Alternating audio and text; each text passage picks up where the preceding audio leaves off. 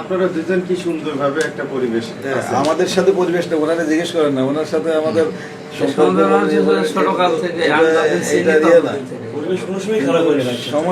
সমস্যা তো অন্যখানে। এই যে অতি উৎসাহী লোকজন বললাম, আমরা মানুষের জন্য রাজনীতি করি, আমাদের চিন্তা ভাবনা মানসিকতার মধ্যে খুব বেশি ফারাক তো নাই। তবে আমরা আশা রাখছি ইনশাআল্লাহ সবাই ভালো থাকবো, কারণ আপনাদের দুইজনের নিয়তি এক। এই ফ্যাসিবাদ থেকে মুক্তি পাওয়ার জন্য আমরা সহযোগী হয়ে বিভিন্ন পর্যায়ে আন্দোলন গড়ে তুলেছিলাম। সর্বশেষ ছাত্র জনতার গণ অভ্যুত্থান যেটা বলি, এটা রাজনৈতিক দলের সবারই সম্পৃক্ততা ছিল, সব মিলে একটি সফল আন্দোলন হয়েছিল। তার প্রেক্ষাপটে একটি নির্বাচন হয়েছে। নির্বাচনে আসলে জয় পরাজয় যেটা হোক না কেন, আমরা আবার সবাই সরকার, তো আমরা জানি যে বাংলাদেশ জাতীয়তাবাদী দল তারা সরকার গঠন করতে যাচ্ছে। আমরা কিছু এমপি হয়ে তাদের সহযোগী হয়ে সবাই মিলে ঐক্যবদ্ধভাবে আমাদের দেশ গড়তে চাই। সেই জন্য সেই প্রত্যাশা করে আমরা পারস্পরিক সহযোগী হয়ে পারস্পরিক সাথে মত বিনিময় গুরুত্বপূর্ণ সম্পর্ক আমরা গড়িয়ে তুলতে চাই। আমরা মধ্যে কিছু ভিন্নতা হতে পারে, কিন্তু দেশ আমাদের সবার, জাতি আমাদের। এই জাতি এবং দেশ গঠনে আমরা ঐক্যবদ্ধভাবে ভূমিকা রাখবো। এটা যদি আমাদের ঐক্যবদ্ধতা না থাকে, তাহলে নিঃসন্দেহে বলা যায় ফ্যাসিবাদ আবার পুনর্জন্ম লাভ করতে পারে।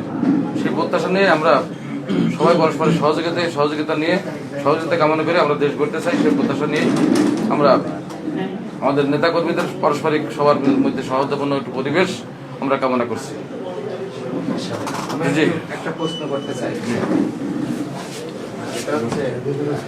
আমার একটা রিকোয়েস্ট আছে, বিষয় হচ্ছে জাকির ভাই যে ইশতেহারে যে ড্রিমগুলো দিয়েছিল কুষ্টিয়ার জন্য, উনি যেগুলোর কথা বলছিল, ওনার কিছু বাদ দিলে, জাকির ভাই কিছু বাদ দিলে, সবগুলো আমাদের কুষ্টিয়াবাসীর জন্য দরকার।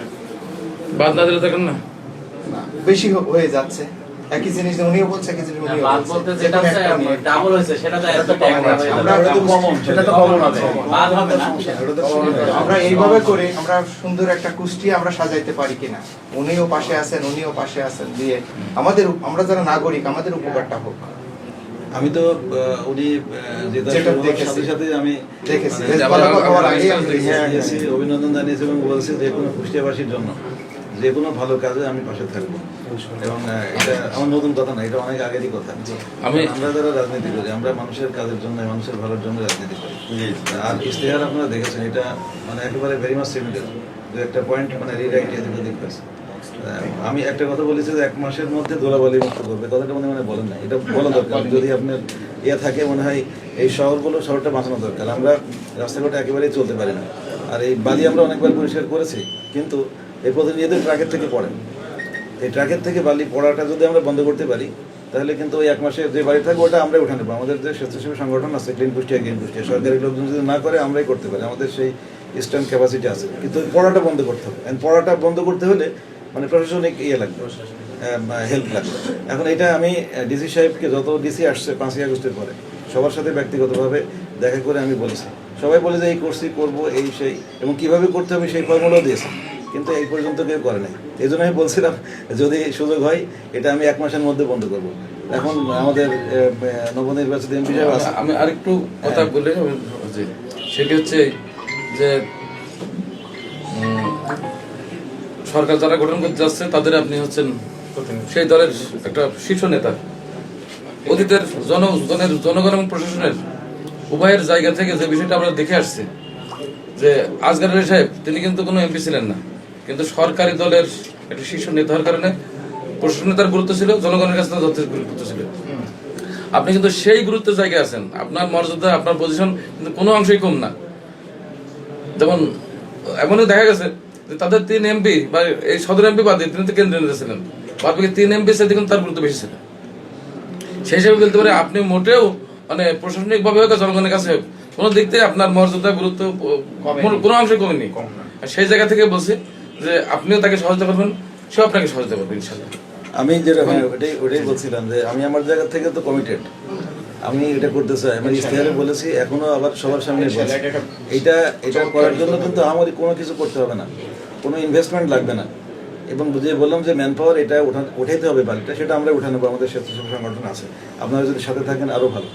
আচ্ছা, আর যে প্রশাসনিক উদ্যোগটা নেওয়া দরকার সেটা শুধুমাত্র ওখানে কোনো ইনভেস্টমেন্টের ইস্যু না, প্রশাসন শুধু একটা ডিক্লারেশন দেবে যে বালিগুলো ট্রাকের বডির থেকে 2 ইঞ্চি নিচে লোড হবে। এখন তারা ওভারলোড করে, আচ্ছা 2 ইঞ্চি বডির থেকে নিচে হবে, এরপরে বালি লোড করার পরে একটা পানির স্প্রে দিয়ে উপরের অংশটা ভিজাই দেবে যাতে না ওড়ে, আর তারপরে ত্রিপল দেবে। এটা যদি করা যায় একটা বালিও রাস্তায় পড়বে না, এবং এর জন্য কিন্তু কোনো ইনভেস্টমেন্ট লাগবে না, জাস্ট প্রশাসনিক একটা সার্কুলার লাগবে এবং এটা মেনটেন করার জন্য তাদের উদ্যোগ লাগবে। এর জন্য আর কোনো না, এর জন্য বাজেট পাস হইতে হবে, তারপরে কমিটিতে যাইতে হবে, এইরকম কোনো কিছু না।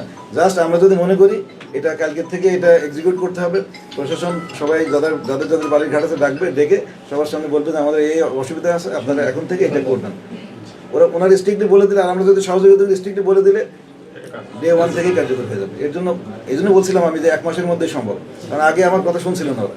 এখন যেহেতু আমরা সবাই আছি, যদি আমরা মনে করি যে এটা সম্ভব বা আমরা করতে চাই, একদম ডে 1 থেকে করা সম্ভব, তাহলে ধরেন আমাদের সবার জন্য, কারণ এই কুষ্টিয়াকে আমরা সবাই একটা বসবাসযোগ্য একটা সিটি হিসেবে করতে চাই। আমি বললাম যে আপনারা ইস্তেহার দেখেন, অলমোস্ট সিমিলার, ভেরি মাচ মানে সিমিলার। আমি দেখেছি উনি যেটা বলেছে, আমরা যেটা বলছি, এই জন্য আমরা তো একসাথে কাজ করতেই পারি। আমরা তো কমিটি বলছি কাজ, আমরা তো এখানে হ্যাঁ আমরা শহরবাসী, আমাদের দেশবাসী সবাই উপকৃত হবে। আর এখন ওই যে বললাম, মানে এটা ঠিকই বলেছেন যে উনি এমপি হয়েছেন, তো সরকার গঠন করছে জাতীয়তাবাদী দল, আমাদের সমন্বয়টা খুব দরকার। সমন্বয়টা যদি থাকে তাহলে আমরা কিন্তু করতে পারবো। আর এখানে আমার যেটা মনে হয় রাইট, আমরা সেই জায়গায় আমরা যেতে পারবো এবং এতে কোনো অসুবিধা নেই। আর আমরা তো একসাথে অনেক দিন কাটিয়েছি। একটা জিনিস তবে খেয়াল রাখতে হবে, আমি যেহেতু এখানে শীর্ষস্থানে নেতৃবৃন্দ আছেন, নবনির্বাচিত এমপি সাহেব আছেন, আমাদের 2 দলেই কিছু অতি উৎসাহী কর্মী আছে। এই কর্মীগুলো ফেসবুকে কি যে লেখে না লেখে, যেটা হয় সেটাও লেখে, যেটা না হয় সেটাও লেখে। এইগুলো আপনি মানে মানবিক দিক দিয়ে বলেন, ইসলামিক দিক দিয়ে বলেন, কারণ আমরা তো সবাই মুসলমান, আমাদের হিসাব নিকাশ সবারই হবে। কেউ কিন্তু বাদ দিয়ে দেওয়ার সুযোগ নেই। কেউ যদি মনে করে যে না আমার হিসাব একটু কম হবে, সেটার সুযোগ কিন্তু নেই। এই জন্য আমরা বলছি এই জিনিসগুলো আমাদের সবারই ডিসকারেজ করা উচিত। আমি হয়তো জানি যে এটা হয়তো অনেক সময় আমাদের অগোচরেই হয় বা অনেক সময় জানি না, কিন্তু আলটিমেটলি আমরা তো বুঝি যে কে কোন লাইনের লোক বা কে কি বলতে চাচ্ছে। এই জিনিসগুলো স্ট্রিক্টলি করা উচিত। আমার মনে হয় যে হ্যাঁ, নির্বাচন তো গেছে, নির্বাচন উপলক্ষে অনেকেই বলেছে।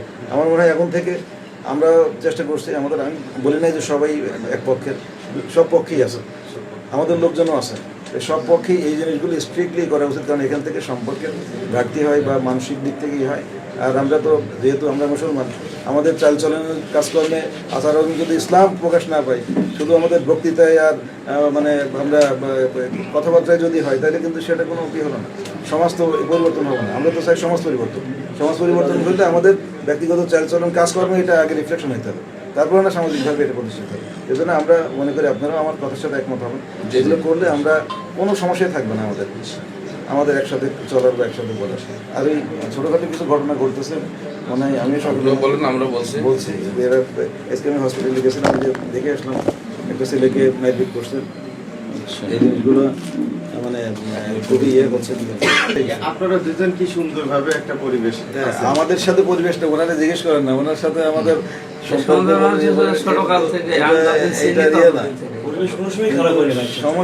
সমস্যা তো অন্যখানে। এই যে অতি উৎসাহী লোকজন বললাম, আমরা মানুষের জন্য রাজনীতি করি, আমাদের চিন্তা ভাবনা মানসিকতার মধ্যে খুব বেশি ফারাক তো নাই। তবে আমরা আশা রাখছি ইনশাআল্লাহ সবাই ভালো থাকবো, কারণ আপনাদের 2 জনের নিয়তি আমাদের আমি খাওয়াই দেবো না।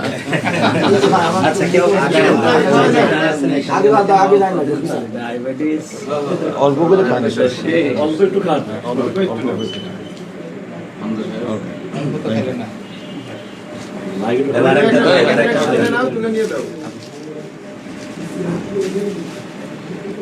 তো ভাই কল দিলাম বললে আসছি তো।